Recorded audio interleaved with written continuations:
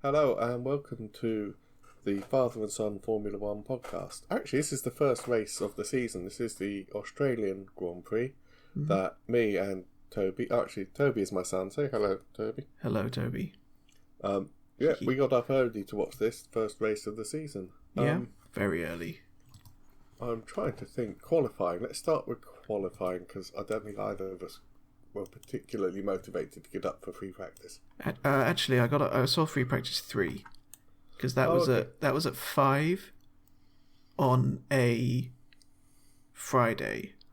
Yep. And I get up at 6 normally for work, so I was like, I can get an extra hour. That's fine. So I watched that. I think Behrman spun twice in practice, which was not ideal. Yep. And then Lawson didn't get out. For some reason, he didn't get any running in practice 3, rather. I'm thinking there might be technical issues with that Red Bull, because it was the same in pre-season. Yeah, I think I remember that. There was a lot of Red Bull not going out and changing the floor and stuff. Yeah, and I mean, you could almost point to his performance in qualifying as well, and the race. Yeah. Apparently, yes. Before Saturday, Haas had done, or before this race weekend, Haas had done 0 actual testing laps on real cars using low fuel soft tyres. No quali sims then. Yeah. That is a little surprising. But then again, they were quite far at the back. They were really far adrift. Behrman just didn't get out for quali. Looks like. I saw that. I mean, actually, I will admit I overslept, and I didn't. You texted me. You only got you only got Q3, I think. Yeah, I only got Q3 on live. I think I watched some of the highlights on Channel 4 as well. Yeah. Which was... I mean, that was good enough, actually. The highlights of qualifying are pretty good. Yeah. I mean, qualifying can just be like... It's only an hour long, but you can still get 10 minutes of nothing, really. Yeah. You know who really impressed me? But I'm going to go through the rookies for qualifying, because there's a few things I noticed. That's the interesting one. 6 rookies or something? Yeah, well, it depends how you define rookie. 6 new full-time drivers for this season. Yeah, 6 never completed a whole season. Yeah. Because people like Behrman and Lawson, I think Lawson's got 11 races going into the weekend. Yeah, which is like really stretching rookie. And Behrman had done 3. 2 for Magnussen and 1 for Sainz, yeah. Hmm. But people like Antonelli and Bortoletto are real rookies. Oh, and Doohan had done 1. Yeah. Really is the whole spectrum. But out of them all, what I noticed was Bortoletto... Yes. Was the only one who outqualified his vastly more experienced teammate. Yeah, I mean, Hulkenberg has been driving since 2010. When was Bortoletto born? I'm just Googling it now. 2004. So when Hulkenberg debuted, Bortoletto was 6. Yeah. Maybe 5, yeah. Here's another fact to consider about Bortoletto. Yes. He hasn't had any time in a Formula 1 car in 2024. Did he not even do any free practices? Nope. Oof. Like January 25, as far as I'm aware, was the first time he got behind the wheel of an F1 car. Yeah.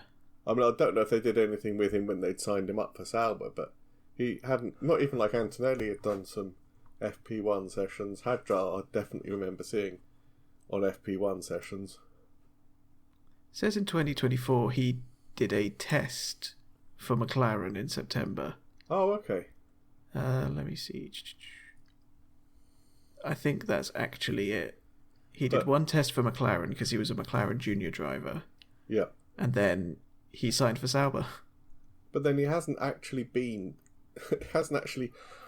driven for an F1 weekend. No. But I can kind of get that because he won Formula 2. He won Formula 3 and then Formula 2 in his debut seasons of both. That's actually like... Let me see. Charles Leclerc as well, isn't it? I think Piastri, Leclerc... Who else? Somebody else has done. But it's quite a feat. Oh, let's see. Leclerc, Russell and Piastri. Yeah. And we've already said last podcast about how Leclerc is actually streets ahead on the statistics. Yeah. And I can't imagine Piastri will be far behind after like what we've seen. Yeah. And Russell, I mean, those are 3 race winners, if nothing else. Yeah. So, yes, he's with a bit of a rubbish team, but the only rookie to outqualify his teammate, especially when his teammate is Nico flipping Hulkenberg, who's going into his 15th season. I think he's had a few out. Yeah. But still, that's actually ridiculously impressive, now that I think about it. The other one I noticed was Isaac Hadjar. He was, I don't know how many tenths off. 2/10, I think. From what I can see, 2/10 off of... Oh no, that's... Yeah. Because it's different. Because it was Gasly who was 10th. He qualified 11th, and I mean, admittedly, the RB is a better car than the Sauber, but... I'm seeing 600ths away from Gasly in Q2. But yeah. Oh yeah, I forgot it's all jumbled up, isn't it? Yeah, it's confusing. I mean, that's ridiculously close to getting into Q3 on your first race. Yeah. So Hadjar and Bortoletto were impressive. Actually, hold on a minute. 1, 2, 3, 4, 5, 6. No rookies got into Q3.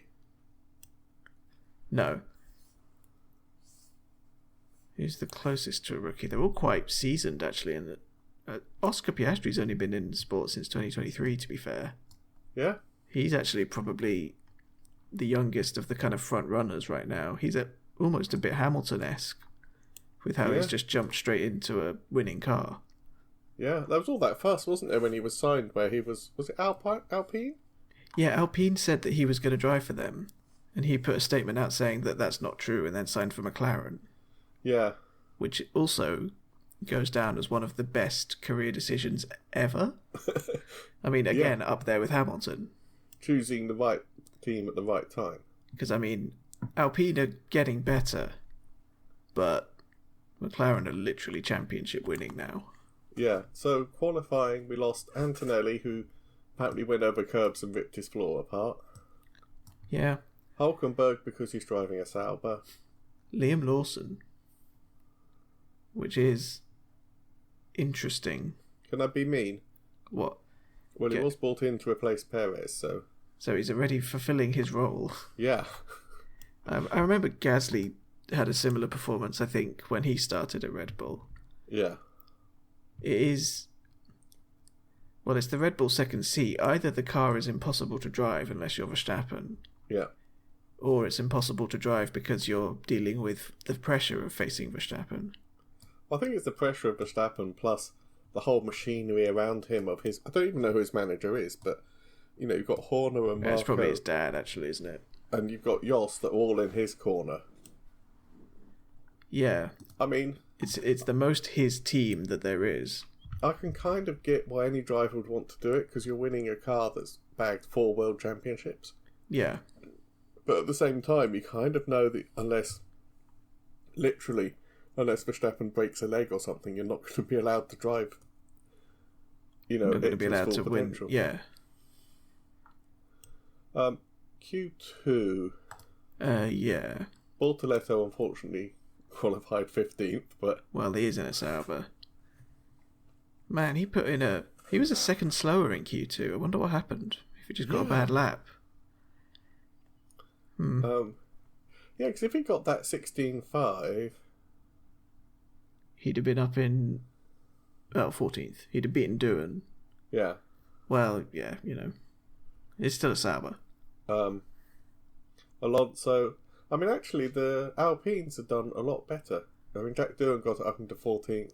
That's pretty solid for Jack Doohan, I think. Yeah. That's not mind-blowing, but it's also not last. Yeah, Alonso and Stroll were 12th and 13th in the... That's not bad from Stroll. Stroll actually had a good race. as he does once every X races for some reason. Yeah. I went down a complete motorsport rabbit hole. I can't remember what part of the race or qualifying I was watching. Mm-hmm. Jack Doohan's father, Mick Doohan. Yeah. Do you know this story? I know he's motorcycle world champion. Right. In 1992, he was an up-and-coming GP 500 was his class. Mm-hmm. Bizarrely, 500cc two-strokes, which must have been so loud. Yeah. Do you know what a high side is? Yeah, that's where you go over the top. Because I know a low side is where the bike slides out. Low sides are nice and safe. You just the rear end slides, and the whole bike lies down on its side. And even if you're going fast, especially in motorbike racing, you're kind of okay because you've got vast amounts of leather and Kevlar. Yeah, you just sort of bounce over the gravel. A high side is when some weird physics happens, and as you slide, it slows down the rear wheel to a point where it can grip, and it suddenly accelerates and grips and flips the whole bike upwards and throws you off. Yeah. So in 1992, Jack Doohan, I think a Dutch GP 500 event, had a high side where not only did he get flipped off the bike, but the bike then flipped and landed on him. Oof. And at one point they thought they were going to amputate his right leg. Ouch. Because that's where the bike landed. And he spent a long time, I think he missed 4 whole races in recovery. Oh. Because motorbike racers are even more insane than F1 racers. Yeah, they kind of just have to be. And ever since then, they modified his bike so that instead of the right foot being on the rear brake, he had a rear brake on his left thumb on the handlebar. Because his ankle never quite moved properly ever since. Probably just couldn't get the pressure. If they're anything like F1 cars, they need insane pressure to... Yeah. But then, he got 5 consecutive GP 500 world titles. Wow. From 1994 to 1998. Wow. So 2 years after basically a career-ending injury. Yeah. And on some of them, and I don't know if you ever watched it, I watch it when it comes on, you'll be watching a race and you'll have 4 riders at the front, and they're swapping the lead all the way through. Yeah. Some of his races that he won, he had seasons like Red Bull have had where he won all but 3 of the races, and 2 of the others he came in second, and the last one he crashed out of. Jesus. And some of them they said, oh yeah, he built up a 6-second lead and then just eased off and cruised it home. Yeah. Which in MotoGP is kind of ridiculous. Yes. So anyway, that's Jack Doohan's father. That's a little kind of side note for you. Wow. So he actually kind of... I feel like I've heard people say he's almost the Schumacher of motorbikes. Wow. Cool. He's a kind of combination of Schumacher and Barrichello in that he had a hideous accident and then just got back on it and became like a Schumacher. Yeah. Wow. Oh, his career ended 2 years after his last world title in another high-side accident. Damn. That I think literally broke everything, like ribs, wrist, collarbone. I mean, I know motorcycling is still one of the few motorsports in the world that still has fairly regular deaths, unfortunately. I mean, the TT loses 2 riders a year. I mean, even outside of the TT, the MotoGP, I feel like. Oh, somebody asked a couple of years ago, Hamilton, if he gets frustrated with traffic because he's a Formula 1 driver. Yeah. And he just laughed and said, no, I'll take the motorbike if there's going to be traffic. Of course he would. I know he swapped a few years ago. There was that they made that film. Rossi. Yeah, they showed that every other second they could on Sky Sports. It's a lovely film to watch. It is great. They're probably still showing it. They're probably showing it right now. Haven't they both got race numbers in the 40s? 44, 46, I think, isn't it? For old Rossi. You know Valentino Rossi, just a tangent off a tangent, actually tested for Ferrari in a Formula 1 car in 2009. Oh, trying to do a Surtees? Or is it Brabham? I think it was John Surtees, the only person to win F1 and motorbike world titles. Yeah. Anyway, Oh, 2006. That was but he spun. Oh, that was Q2. Oh man, he was faster than Webber, Coulthard, and Trulli. Oh wow. Jesus. Anyway. Yeah.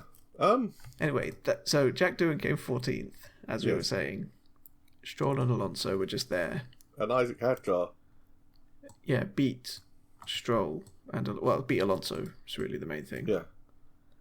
Yeah, actually, I mean that's it's pretty good. Strong. Yeah. He got a 1:16.175 in that session, and Tsunoda got a 0:09, so it's within 0.2 of Yuki Tsunoda. It's pretty good. Mm. Again, very close to Q3, like 600ths, I think I said. The field is ridiculously tight, as it has been all year, really. Yeah, all last year. Yeah, the new regs. Yeah. Q3. Can I just say, we said about on the pre-season episode about Yuki Tsunoda. Yeah. And the fact that Helmut Marko has said, I can't see the point in having a feeder team which keeps a driver for 5 years, which... Yeah, it's not his fault anymore, is it? No. It's not Yuki that's the problem, because, I mean, Norris, Piastri, Verstappen and Russell are all race winners and, like, championship contenders. And really, that's nothing to write home about. We would have expected those in the top 4. Yeah, I see those in any order, really. Maybe if Russell gets pole, I'm, like, widening my eyes a bit, but those top 4, I'm like, okay, sure. All within half a second. Yeah, fair enough. But then Tsunoda. Yeah. Also, only 1/10 off Russell. Yeah. Less than a tenth, but yeah. And then also, Albon, P6 on pure pace. Yeah. It's actually kind of... I mean, first of all, 2 Williamses in Q3. Yep. When, I mean, I don't think they were even that strong last year. No, they weren't. I mean, last year they were too heavy as cars, but also the real problem they had was that they had very low drag, and on tracks like Monza they could get massive top speeds, but they really weren't. They didn't have enough downforce. Yeah, and they really weren't that good. Yeah. But yeah, that is... No, what I was thinking was, if you're a Red Bull strategist, and there's no way you would ever say this out loud because of the Red Bull culture, you'd be looking at that qualifying on Saturday evening in Australia and going, man, if we'd had Yuki Tsunoda in the Red Bull seat, if he's put the Racing Bulls in 5th, okay, even if he got 5th in the other Red Bull. Yeah, I mean, that's actually... What's that? To be honest, given where Verstappen is, that's exactly where you would have expected Lawson to be. Well, yeah, and can you imagine the strategy calls they would have had then? They could have sent Tsunoda off fighting Russell to take the pressure off the back of... Yeah, or they could have like used Tsunoda as like a dummy for like figuring out what the tyres were going to be for or the crossover. To cover off any clever strategies from either McLaren or Mercedes. To be honest, I do think the McLarens were just too fast anyway, because once Piastri got back past Verstappen, he just fell like a stone. Yeah. But yes, I mean, the strategy options they could have had, and I think Tsunoda will have known that and just gone, this is what you're missing. Yeah, I mean, well, he's outqualified Lawson by like 12 places. Yeah. He's outqualified both Ferraris. Yeah. Which is ridiculous. I mean, I think Ferrari, Leclerc, I think, has dropped some fairly heavy hints. They did something weird to their setup. Yeah, I have heard that they were worried about the plank wear, so they raised the car a bit. Yeah, I heard that as well. Which, to the response to that is, well, everybody else has to worry about the plank wear. Yeah. And they set their car up correctly. It's like the porpoising problem when Mercedes were complaining about their ride height. Christian Horner said, well, our car's not porpoising. Well, we're within the regulations. What's the problem? Yeah, it could be a lot better. So yeah, maybe it'll be better in China. I mean, Australia is a very atypical circuit. It's a street circuit for a start. Yeah, it's a very fast street circuit. 4 DRS zones, which is ridiculous to me. Yeah. It's like half the lap is on DRS. It's very fast. I think they said it's the third fastest track on the calendar. It's actually faster on average than Spa. Wow. Where I suppose you don't have any super slow corners like...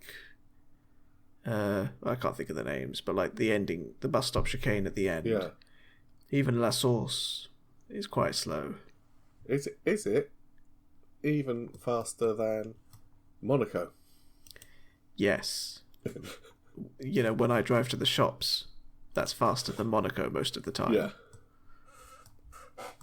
Yeah. And then yes, we had the race. Yes. So, starting grid, Behrman and Lawson started from the pit lane. Yeah. Yeah. Race result. So Isaac Hadjar spun off on the opening lap. Yep. Or was it even the formation lap? It was the formation lap. Which is very rough. Well, did you see? I'm sure you did. Yeah, I did, I think. And I've actually seen the photo so you can take in the details. Anthony Hamilton. Lewis Hamilton's father. With... Yes. I can't tell if they're wireless headphones or ear protectors, but he's actually got his Ferrari branded ear defenders or headphones around his neck while he's giving the Racing Bulls driver a hug. Yeah. And I mean, that just says everything. Well, yeah, you know, like father, like son sort of thing, isn't it? Because he is just classy. But then apparently, after the race, Helmut Marko said, "Oh yeah, I heard that Isaac Hadjar was crying. It's a bit embarrassing, really, isn't it?" Yeah. And you know what the internet's saying now? Shut up, Helmut Marko. No, it's saying, "Be more Anthony and less Marko." Yeah. Well, that's kind of the big sort of one of the big points of Hamilton still being an F1, isn't it? Yeah. Specifically fighting stuff like that. I'm looking at the results because there were so many crashes, weren't there? So Hadjar went off. Yeah. Jack Doohan crashed. And Sainz. Sainz just, all three, I think Hadjar and Sainz had a torque surge. Sainz actually said torque surge. Yeah. I don't really understand the specifics, but they spun. Yeah. Sainz was in the wall. So we had, that was, says he did 0 laps. So I don't know if that was going back to the restart or if that was like the first. No, I think that was the first lap. But it was. I thought it was under the safety car. Or did Doohan crash on the first lap? I think. Or did Doohan crash on the first lap and brought out the safety car as they come round? Sainz crashes. I think what happened was, it was chaos basically. It was complete chaos. But with the torque surge, because they've got 160 horsepower of electric power, that when they put their right foot down, and I don't know why this applies to Sainz, but with an electric car you get absolutely instant power because there's no flywheel, there's no pistons, there's nothing mechanical to spin up. Yeah. So definitely with Isaac and Jack, I think they put their right foot down a bit too much and they weren't used to the absolutely instant power, which then slid out the rear wheels. Yeah, I think. Which leads me to think we might see a lot more of this next year. With the new engines? Yeah. What is the new engine regs? Do we know? It's 50% internal combustion, 50% electric. Oh, wow. So the first wet race of 2026 is going to be carnage. Oh, yeah. Although I have to say, once I pulled up behind a Tesla at traffic lights. Mm-hmm. And the guy was very heavy on the right foot, and it was like a cartoon. Or just left. Yeah, there was no hesitation. It was just like somebody sped up the film. He was gone. Yeah. And I know that from like a physics point of view. You're not spinning a flywheel or pistons or a gearbox. No, or it's anything. just current straight into a motor that just turns. Yeah. It's super instant. Yep. Yeah. So. So Science crashed under the safety car. Yep. Then the race actually happened. Yeah, I think it kind of calmed down for a bit after that, didn't it? Yeah, Australia is not actually a great track for overtaking, to be perfectly honest, if you look at the race. No, Max Verstappen got past Oscar Piastri fairly early on, I think in the first lap, didn't he? Yeah, I think so. But then Piastri eventually got him back. Oh no, Verstappen went wide, didn't he? And splashed through the water. Yeah. And just let him through. And at that point, his tyres were wrecked, I think. They would Yeah. Because I think that's about when they were saying, do they pit for new inters or do they try and wait for the dry? Yeah, because they were forging a dry line, weren't they? Then I'm going to say lap 32 they were thinking about that because Alonso crashed. And I don't remember what happened. I think he just did the same thing, just spun out. Yeah, I'm looking for a race report. I mean, it was, as you say, complete carnage. But that brought out the safety car. Yep. Which led everybody, I think, to dive in and box, unless that was later. I think actually they didn't on that safety car. No. But yeah, eventually everybody came out on slicks. A mixture of hards and mediums, actually. Yes. We actually just watched it 2 days ago, and yesterday, and we're just baffled, aren't we? I'm just scrolling through the as it happened page. So. Yeah. Okay, so. 36. Alonso's car still on track. Norris leads. Verstappen is on mediums and they're on hard, so they dive in for slicks. Yep. Lap 32. Yeah. Then it starts raining again. Then That's about lap 42, 43? Yeah, they were saying like lap 40 to 45 it's going to rain. Yeah, because you kept hearing all the radio messages and they were saying, oh, it'll be one lap of grade 2 or 3. And then class it might be 2. 2 laps. Yeah. So then it started to rain. Let me see. Then Verstappen and Norris went off. Piastri spun. Yep. Got bedded into the grass, but then reversed out. Yeah. And actually got back on the track and got racing again, which is sort of the ultimate definition of keeping a cool head. Yeah. And I mean, actually, I saw at one point on the timing tower, Piastri was down as DNF. He was definitely a lap down, yeah. But because he was actually beached on the grass. But I was watching it and I was thinking, if he hasn't removed his steering wheel or his hands or his harnesses, is he really out? And if no marshals have touched his car? Yeah. Well, no, yeah. He perfectly fine. Yeah. Then everybody dived in for Inters. Yeah. Except the Ferraris for some reason. Now, see this, everybody is going, oh, it's terrible Ferrari strategy and everything. Yeah. They were actually one call away from being absolute geniuses. Yeah. Because that's about right for Ferrari. There was a huge accident on lap 46.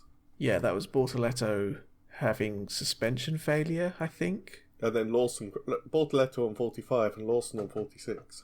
Yeah, sort of separately. And they actually said it on the commentary, because they actually had a lorry on track lifting. Yeah. I think it was Lawson's car. I think it Bortoletto's maybe. Anyway, one of those. They had lorry, there was that bit where Leclerc was going through because I think he was second. Yeah. He was going through that turn 10 and there was a lorry on the track next to him. Yeah. And it's that's just such a bad idea. So what would the logical thing for the race director be? Red flag. And then Ferrari would come in first and third, sit in the pits and go, oh, we'll just choose what tyres to go out on depending on how long the red flag is and what the rain's doing. I think in that context, I don't see Hamilton not getting a podium at least. Oh, easily. I mean, Norris and Verstappen, they're both arguably in better cars, you could have said, if the setup's a bit wonky. But I don't see Russell getting past him. No, but they would have only had 9 or 10. He could have 10 done or 11 laps. He could have even been second, but yeah, I think it should have been a red flag once 2 different cars were out. And also, it wasn't just the fact that 2 cars were out, but the conditions were so treacherous that they couldn't. I mean, we get people like Norris and Piastri and Leclerc spinning. Yeah, it's just even under the safety car, the chance of somebody sliding into that lorry. Yeah, I don't really know what the FIA were thinking. No. But I hope they do kind of get their act together, because it's a bit disconcerting. Yeah. But yeah, that's what I mean. Yeah. They're just... It was, that wasn't really under their control. But then, you gamble on those things, and they just didn't win today. Yeah, and unfortunately, I don't think they did gamble. I think they got it wrong. I can't remember. I think one of them said, oh, we didn't think the rain was going to be that long or that hard. We thought we'd just hang on. Yeah. It's weird. It's a very weirdly sort of... It's like old school Ferrari being incompetent, which they haven't really been for the last year or two. Do you know what Williams said about that? Yeah. I mean... Did they say Sainz was basically an extra strategist on the pit wall? Yeah. Yeah. And we said this last year. We said while Sainz is driving a car at 200 miles an hour, he's better than about half the pit wall for strategy. I mean, he's won races by ignoring the strategy calls from the pit wall. He's actually invented a new strategy last year by doing... Yeah, he actually invented the DRS sort of tag-along thing, yeah. Yeah. Which is actually kind of unbelievably clever in the car. Yeah. I get the feeling when he quits racing, he might end up being like quite significant in a team, whether it's Williams or someone else, but he might actually be like a senior figure. Yeah, he could be. He could be like, team principal level or something. Yeah. One day. But can you imagine how good Williams... Well, you can see they got 5th because he put some headphones on and got in front of a screen on the pit wall and then... And didn't try and not crash all the time. Yeah. Within 5 seconds of Antonelli as well, because he originally got a penalty and then got it revoked. So he was 4th for a bit, Albon. Actually, can we just talk about that a minute? What? Well, Antonelli up in 5th. Yeah, Antonelli got 4th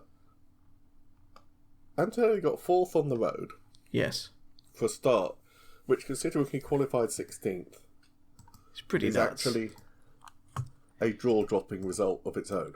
And also considering that Lawson, Bortoletto, Doohan and Hadjar, aka 4 out of the 6 rookies on the grid, all crashed out. And the last rookie on the grid was plumb last. Yeah, but he had virtually no running, to give him some credit. But considering all that... Yeah. None of the rookies had ever driven an F1 car in the rain before. But I think Antonelli had an amazing race in F2 in the rain the previous year. Yeah. Like a dominant victory.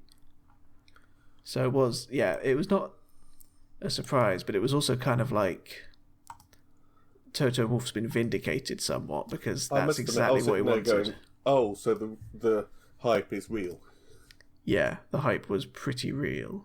But also the fact that he got a penalty for unsafe release, which I always thought was weird because they usually fine the teams because it's the team's fault. Yes. But then he used the right of appeal. He went into the stewards' meeting, bearing in mind he turned 18 in August, so we're talking about somebody who in our lives would be a first-year university student. Yeah. Did he go into the stewards? Yeah. Himself? I think he did. I thought, the team did, sent people in with him. I know it was Mercedes, Williams and Sauber because he nearly hit Hulkenberg. Yeah. But apparently the overhead, the helicopter shot and the roll hoop camera between them when Antonelli was released, he Yes. drove up the side of the pit lane. He kept his left wheels, because it's that way round, off the dividing line that separates the fast lane from the slow lane in the pit lane. Mm-hmm. But he was still not that far to the right that I think it was would have been the McLaren, I think, pit lane. But there was another pit crew there. I can't see how it would have been McLaren.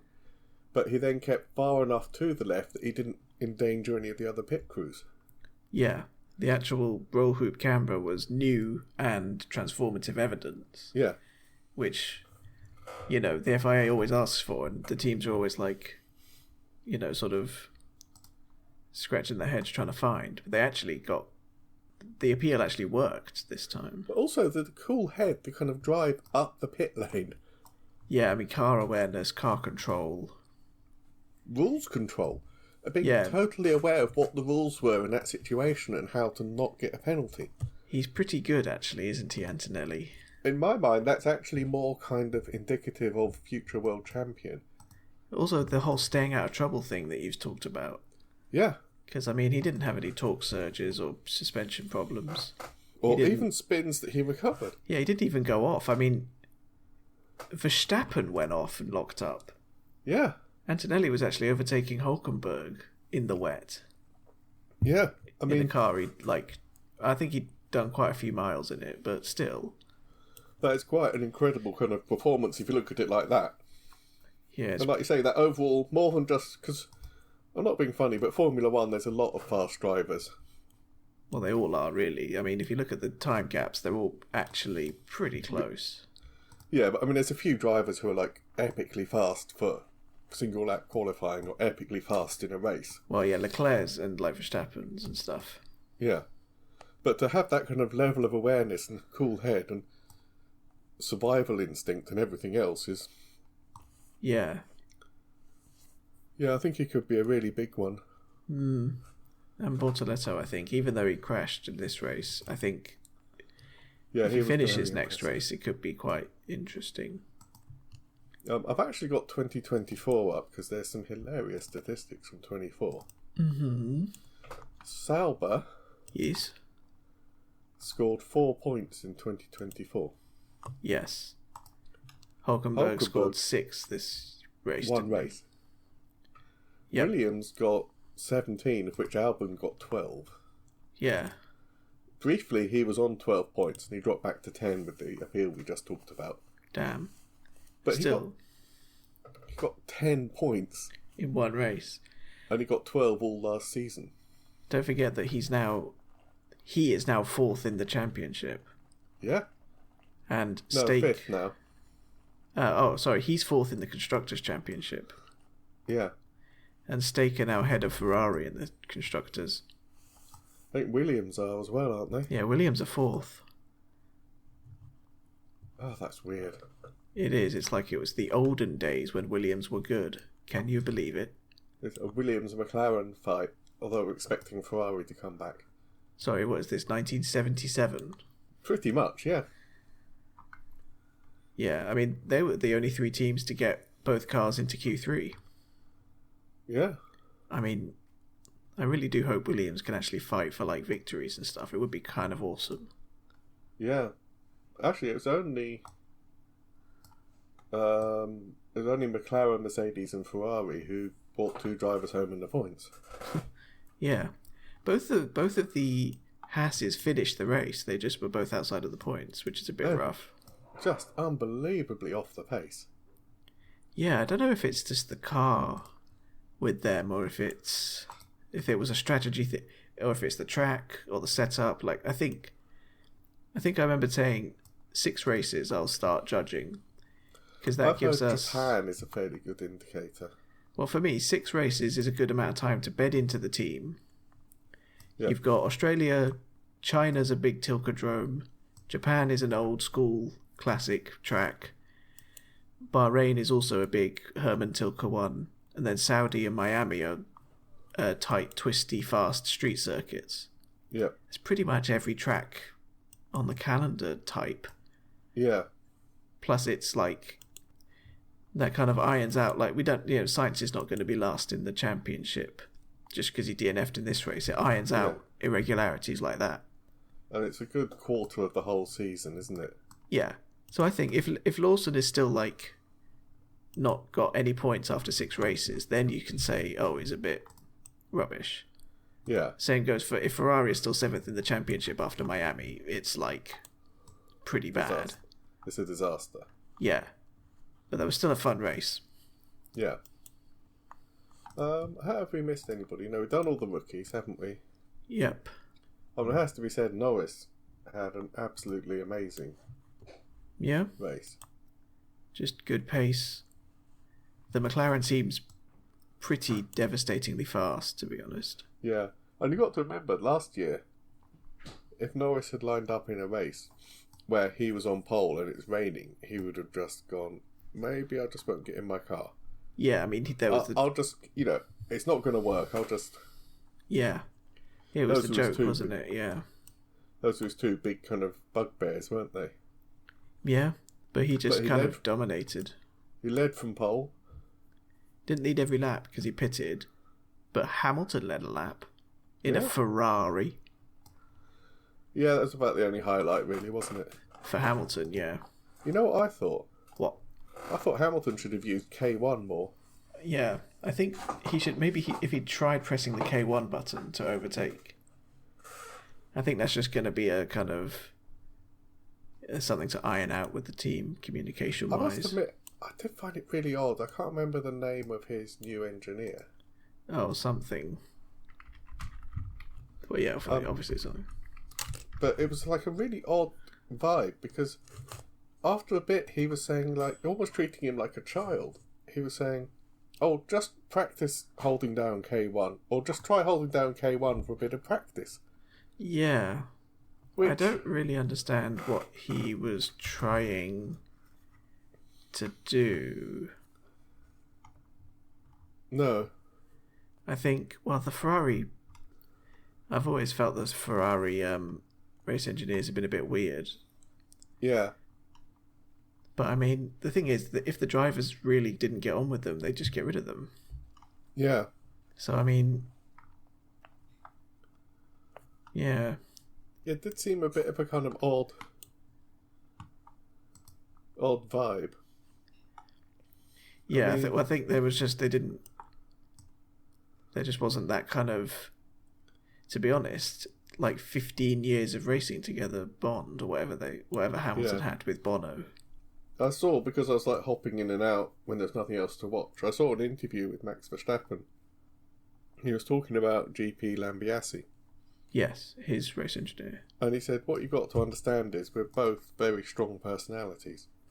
We both tell it like it is, and a race is a really high-pressure environment. Yeah. And he said, if you just listen to our race radios and the ones they edit and put out because it sounds good, you might think that we really don't like each other. And he said, but, we've got a huge amount of respect for each other. He knows I'm a strong personality. I know he is. If there's something needs to be said, we will say it. That is true, because, I mean, like, we didn't hear any of Hamilton just... relaying information and getting it or asking for information. Yeah. We didn't hear any of the normal communications. Actually, we didn't hear anything from GP and Max, I don't think. I think a little bit about, like, making decisions on tyres. Oh, I think when the rain restarted, I think there was a bit of, we got to get this right because this will affect the whole race. Yeah, but that's about it. But yeah, because it wasn't a big argument. Yeah, I mean, we heard that, like, it must have been the water thing from Leclerc's engineer as well. Oh, that was genius. And Leclerc was like, let's add that to the words of wisdom. Yeah. Which I thought was, like, surprisingly witty for driving an F1 car. In the rain. Yeah. But also, to give his race engineer credit, I did understand what he meant. He meant it's the drink. Oh, I thought he might have meant it's just the rain, or... I thought he meant the water that they drink. Oh, okay. And I think, again, because he's Italian, it probably just got lost in translation a little bit. Yeah. Which does then beg the question why they don't just let them speak Italian, because I'm sure Leclerc speaks Italian. I'm not sure that he does, actually. I thought he's Monegasque. He probably actually no. Or was it? I think it was Schumacher never learned Italian. I know Kimi didn't. Yeah, Kimi just Kimi. I think someone asked him like, "Did you ever speak Italian?" And he said, "No. Why would I bother?" Even though he'd like won a championship for Ferrari. Yes. Leclerc is trilingual. He's fluent in French, Italian, and English. Oh, okay. So, I suppose he's fluent in English, so you might as well. But you do wonder if it would be better for his engineer if. Yeah.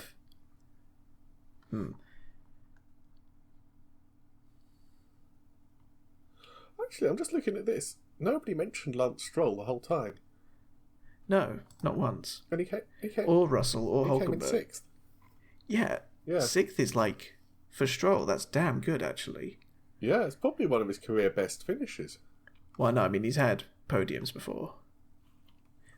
Stroll's actually the youngest podium finisher in F1 history.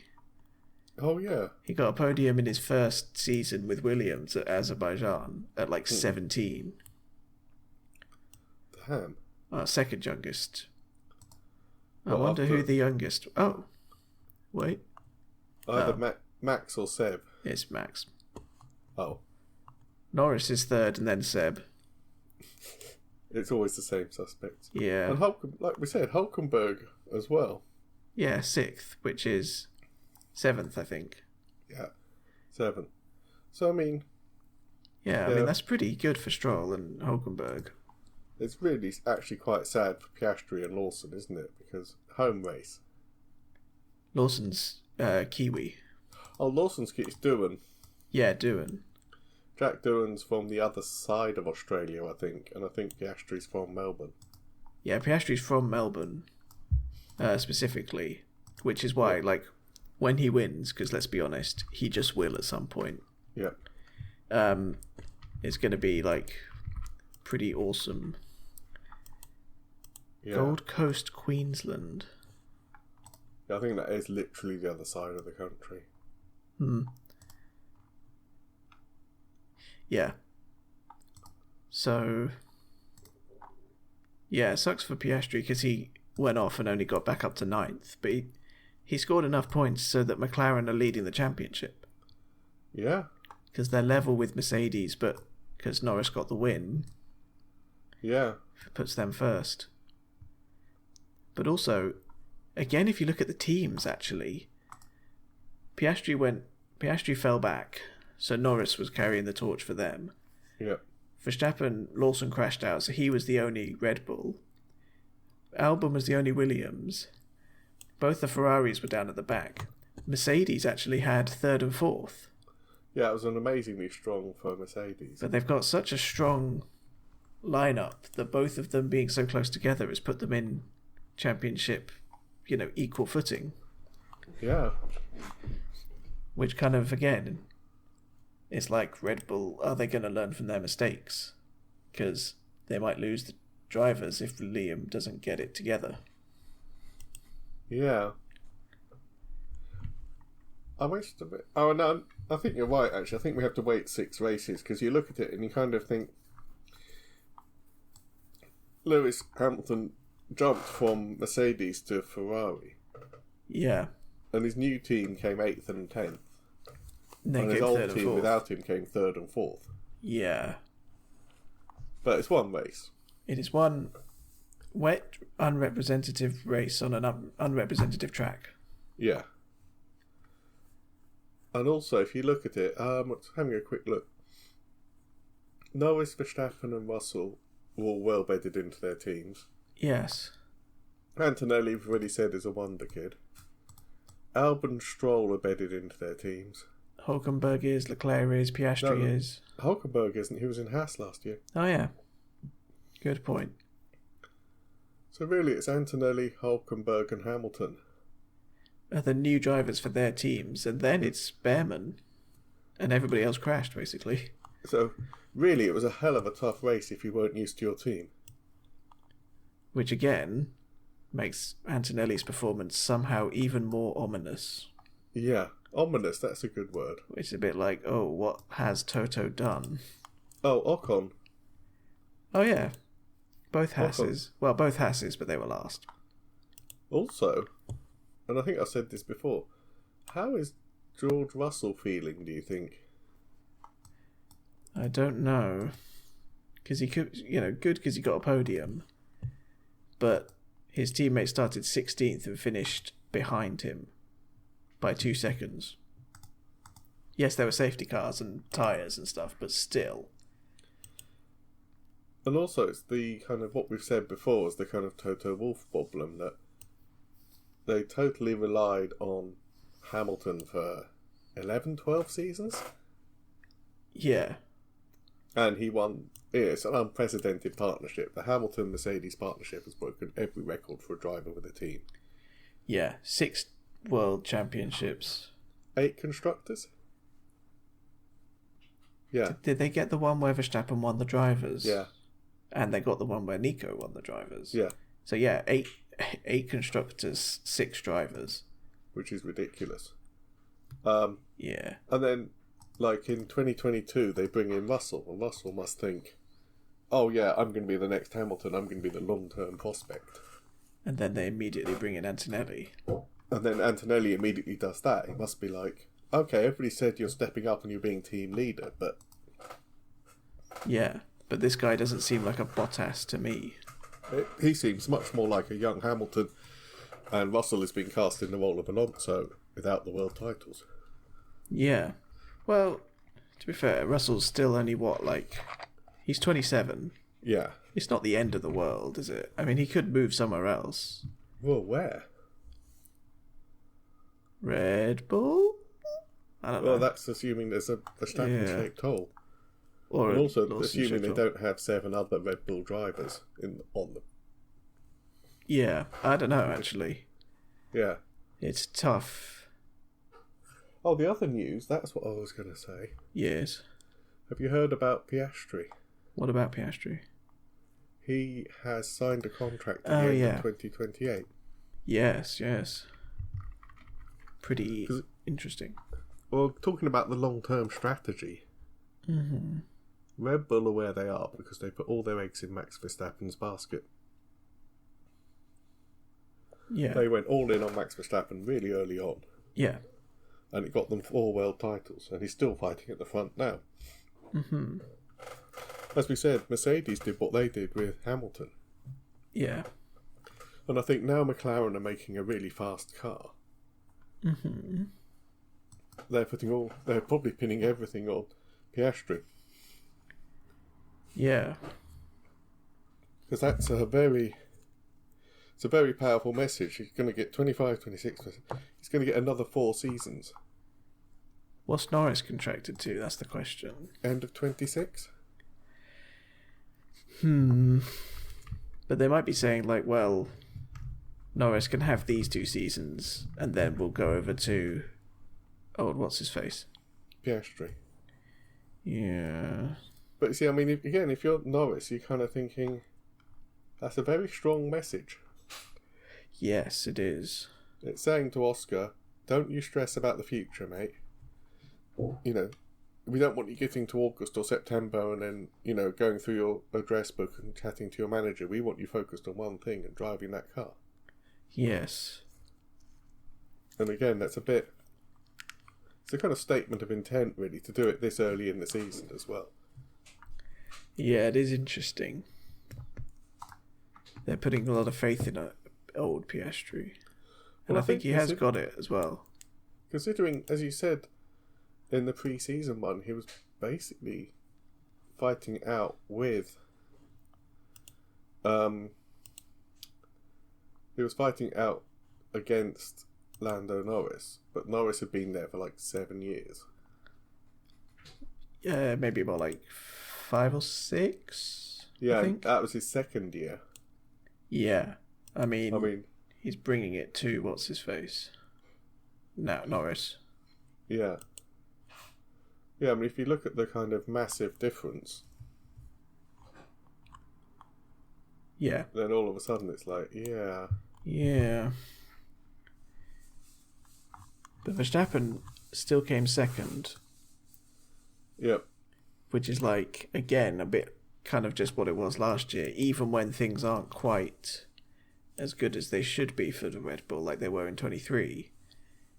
He's still, there or thereabouts in damage limitation. Yeah, I mean, those are the two really big messages out of the whole weekend, I think. Verstappen is still incredibly dangerous and right on it. Yeah. And I think Norris has actually taken a step forward. Yeah, because I think so. It was one of those really chaotic races where I think if this had been a year ago, Norris would have just stuck it in the wall or spun out or even that moment in the grass, he could have ended up like Piastri, like beached, and then it would have been Verstappen winning. Yeah. So, but he kind of, again, that moment, because they both went off together, but he kept it together, got onto the tarmac earlier and didn't spin. It's just pure experience, I think. Yeah. Because Piastri is still got some work to do. Yeah. Yeah, I mean, he had a couple of weird races last time out, but... I mean, given, like I say, there's like something like a five season offset between him and Norris, I think. Yeah. I think he has a lot of potential. So this race, Verstappen was in the lead of the World Championship for about 1,000 days or something. Oh, yeah. Now he's not. Now it's Norris for the first time in his career. Yeah. That's Norris's, fourth win, I think? Fifth? Yeah, fifth win. Which is kind of getting into, it's more than Russell, I think. Yeah, I think he's chasing down Leclerc now. Yeah, what is Leclerc on? Let's see. Leclerc's on 8. He could easily jump him this season. Well, he's going to have to be honest. He can't win the championship with fewer than 4 victories. No. But Charles might win some as well. What's that? Charles might win some as well. Yeah. Will be interesting. But in 2024, Lando won 3 races, which was 4 races. Yeah. Which were his first 4 ever. Yeah. So, he's got to kind of, like you say, you don't win a world title without... Probably with 24 on the board, you've probably got to win 8 to 10 of them, I would say. Well, yeah, that's if the other wins are spread more evenly. And you're picking up podiums pretty much. Then you're pretty much guaranteed. I'd say 6 if the other way. I mean, Verstappen won last year with 9 because they were all spread out super far. But he was it was vaguely close. So maybe you're right. Maybe more like a 6 to 10. He becomes a contender, I think. Yep. But again, we'll have to wait and see. I kind of want to know what happens, even though that's not how it works. Yep. I think we're about done, really, aren't we? Yeah. Let me guess. Is it going to be another early start for China next weekend? Not as early. No. About normal. So, 3:30 in the morning for practice 1. Okay, that might not happen. It's a sprint. Oh, yeah. So the sprint quali is at 7:30, but that's on a Friday, which is really annoying. 7:30's doable. Yeah, but it's on a Friday. I've got to drive to work at 8. So I might be a bit late to work because it ends at 8:15. I mean, if they delay it at all, I'll just have to give it up. But put Radio 5 on in the car. Yeah, I've done that actually before when I delivered pizzas. I remember actually it was the Saudi Arabian Grand Prix 2024 because I specifically listened out for where Behrman ended up because that was when he debuted, but I wasn't watching, I was listening. Yep. That is it. We will talk to you next time. They're going to come thick and fast, aren't they? I think there's one at the beginning of April as well. Japan. I think they said 4 races in 6 weeks or something. Yeah. Bit much. So you're going to hear a lot from us if you keep listening. I've been Graham Miller. Toby's been Toby Miller. Mm-hmm. Toby has a great YouTube channel under Official Tibby. Yeah. Where he plays games and he's doing really well with that. Mm-hmm. I'm actually getting some words written on my mystery books this week, so... Cool. Might be some more books out. Look up Graham H. Miller. I've got all my search and socials fairly well worked out for that. And we'll talk to you next time. Yep. Goodbye. Bye.